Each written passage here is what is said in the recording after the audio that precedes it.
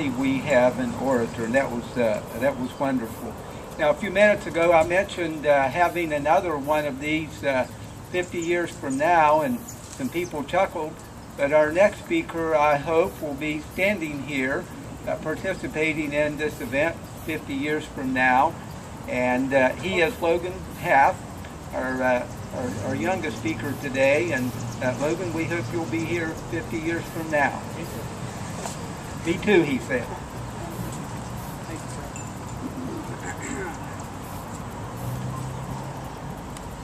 Good afternoon, ladies and gentlemen. I am honored and privileged to be able to speak in front of you on our state's 150th birthday. West Virginia, as you know, was created on June 20th, 1863 by President Abraham Lincoln to secede from the slave state of Virginia and join the Union. I am proud to live in such a great and prosperous state. Our state means so much to me, and I love living where I do. It is a privilege to call myself a West Virginian. In my opinion, West Virginia is the best state in the United States and the only place I want to live. I am proud to live in our state for many reasons. One of those many reasons is the small communities that all unite and form great friendships within the little towns. I have met so many great people throughout my years of living here, and I've gotten to know and make lifelong friendships with so many great and wonderful people in our small communities. I love making friends and learning about people, and I think West Virginia is the best place to do that. Our state's values are another reason that I am proud to be called a West Virginian. I believe that all of the people of our state have very similar values and opinions, and that is why we are all so greatly united as one. We, the people of our state, are one, and I strongly believe that. I think that West Virginia citizens are among the few of many people that reflect the patriotic values that we should show for our country. I see so many people disrespecting our flag, and I know that we West Virginians show respect and honor to our great and wonderful country. West Virginia also is one of the only states where the politicians still work for the good of the people. I see that every day, and I give the utmost respect to our great leaders that lead us to prosperity and greatness. And I think that we all should respect our leaders that do what they believe is best for you and the great citizens of our state. Don't forget to thank your leaders because they have a very hard and challenging job. You always hear people talking about our mountains and how beautiful and amazing they are. Well, they're right. I am so proud of the great beauty in our state, and I am proud of all the different state parks and tourist attractions that bring so many people into our state to see what great beauty and opportunities we have. It is so wonderful, and you all should be so proud to live where you do. Another thing that makes me proud to be a West Virginian is our bigger cities, Charleston, Morgantown, Huntington, etc. Have you all ever seen the hype and pep in Morgantown on game day? Now that's awesome, and you all should be very thrilled about that. When you think of West Virginia, what do you think of? Well, one of the things that should come to your mind is coal. West Virginia's coal production is absolutely astonishing and huge, and it makes me so proud to be able to live in a state that produces so much for other states and other nations. Coal heats homes, produces electricity, and does so much other good for this great nation, and the majority of coal comes from our small state of West Virginia, and that alone should make you extremely proud. I have named so many things that make me proud to be a West Virginian and to live in such a great state. But the biggest thing that makes me so proud are the people of our wonderful and spectacular state. We care, we love, we cherish memories, we have family time. And we do so much more than that that makes me happier than you could ever know. And it should make you all happy as well. In closing, I thank you all for coming out today to support the birth of our great state and giving me the opportunity to speak. It means so much to me to see you all here this great afternoon, and I'm sure it would mean much to the men that gathered in Wheeling on a June day in 1863 to found the greatest state in the Union. I hope you all have a wonderful time and a great rest of the day. And don't forget, be proud of where you live, and be proud of your state. Be proud of West Virginia. Thank you.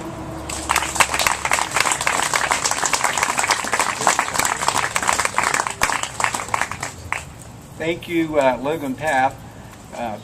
I would suggest that maybe Logan should save those remarks for the 200th birthday of West Virginia, and he may be here to reminisce and look at those notes again. You know, becoming a state, especially during the trying times of the early 1860s, was not an easy process. a lot had to be done. It was in June of 1861, 2 years before West Virginia became a state, that the process began. And it began by the 50-plus counties of Western Virginia forming a state called the reconstituted state of Virginia. And it had a legislature and it had a governor. The governor was Governor Pierpont. He was never governor of our state. Arthur I. Borman was the first governor of the state of West Virginia. But Governor Pierpont served for the reconstituted state of Virginia, and he gave a proclamation. Our prosecuting attorney, Jay Currier, the patriarch of a budding acting family in period garb, is going to read the proclamation that Governor Pierpont gave. Jay Currier.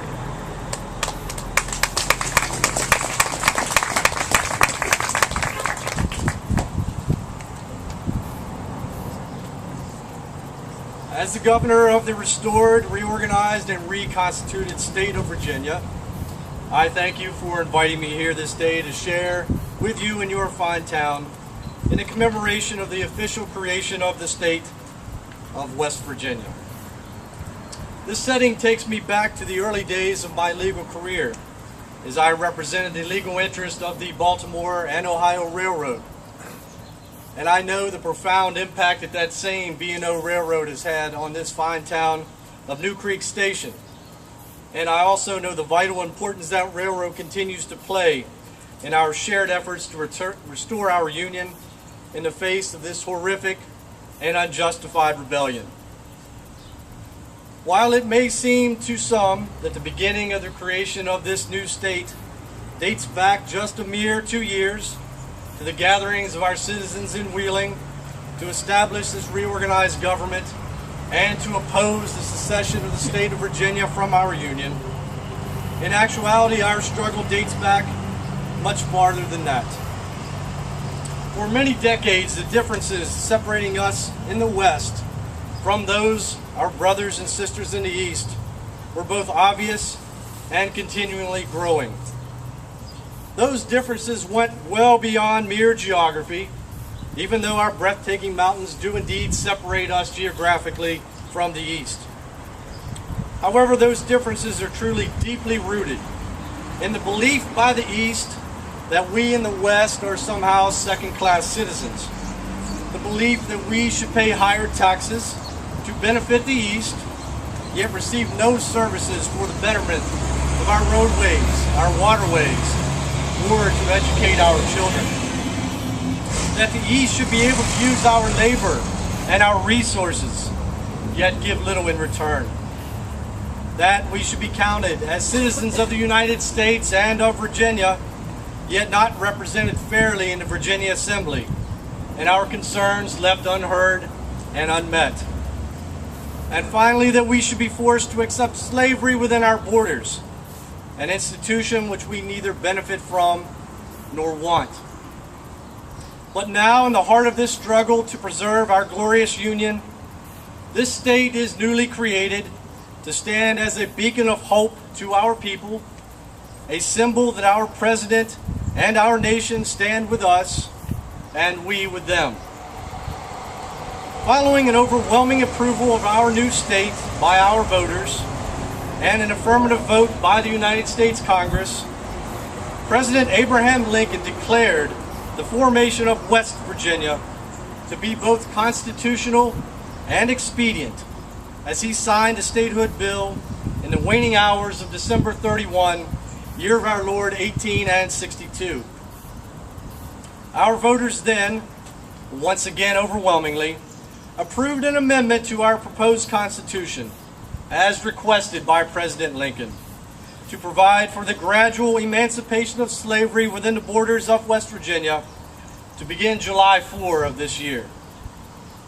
And finally, on April 20 of this year, President Lincoln signed the following proclamation, officially making West Virginia a state, effective this date, June 20.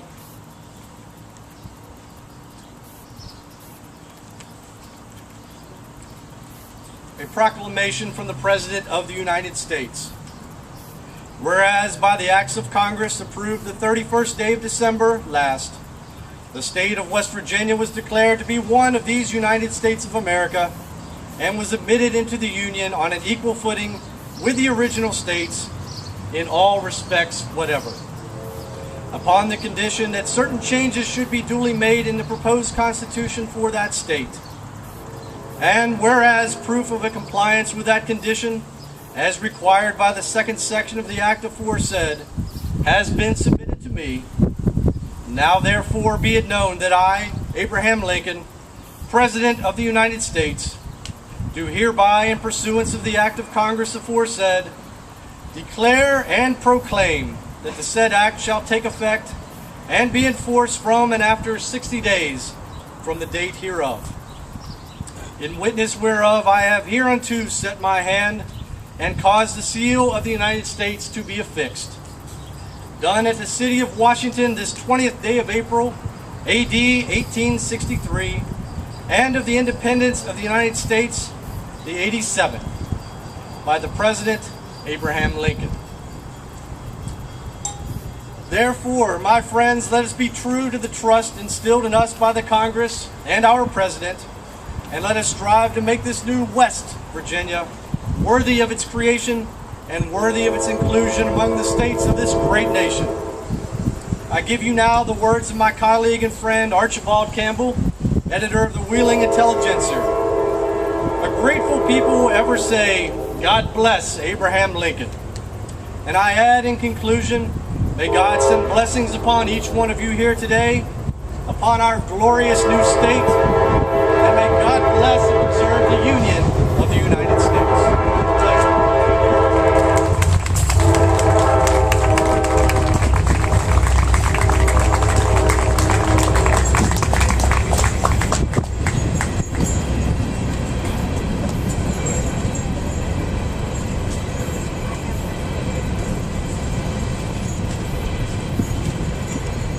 Great words, well said, and that's the apex of what we're thinking of today as we celebrate the birth of our state and the continuation of our state. Reader time. Okay, it's bell ringing time to celebrate the birth of West Virginia.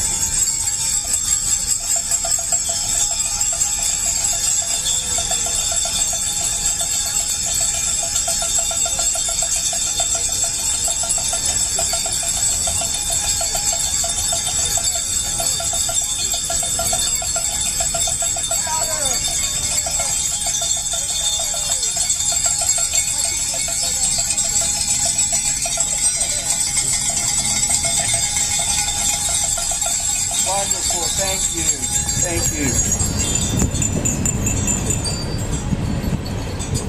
Karen is going to lead us in West Virginia Hills.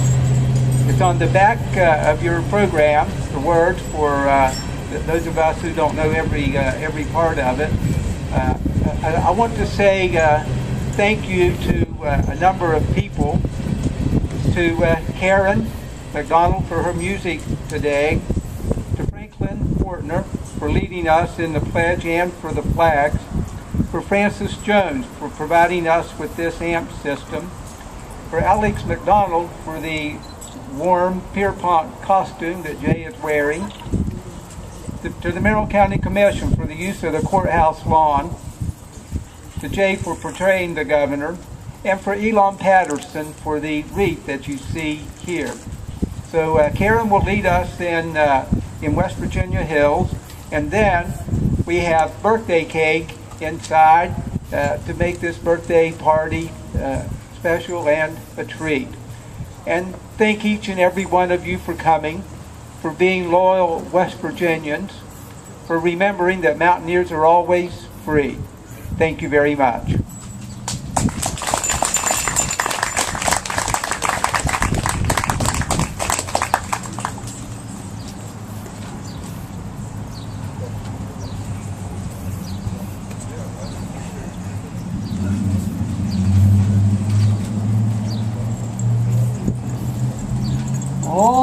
the West Virginia hills, how majestic and how grand, with their summits bathed in glory like a Prince Emmanuel's land.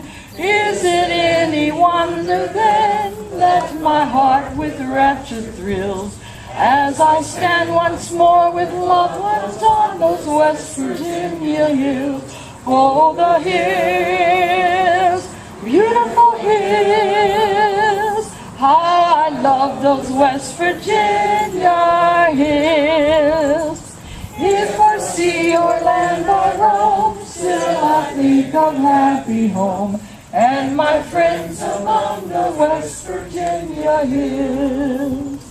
Oh, the West Virginia hills, where my childhood hours were passed, where I often wandered lonely and the future tried to cast. Many are the visions bright which the future ne'er fulfilled, but how sunny were my daydreams on those West Virginia hills. Oh, those hills, beautiful hills, how I love those West Virginia hills. If for sea or land I roam, still I think of happy home and my friends among those West Virginia hills. Oh, the West Virginia hills, how unchanged they seem to stand, with their summits pointed skyward to the great Almighty's land. Many changes I can see, which my heart with sadness fills, but no changes can be noticed in those West Virginia hills. Oh, those hills, beautiful hills, how I love those West Virginia hills. If for sea or land I roam, still I think of happy home and my friends among the West Virginia hills. Oh, the West Virginia hills, I must bid ye now adieu. In my home among the mountains I shall ever dream of you. In the evening time of life, if my Father only wills, I shall still behold the vision of those West Virginia hills. Oh, those hills, beautiful hills, how I love those West Virginia hills. If for sea or land I roam, still I think of happy home and my friends among those West Virginia hills.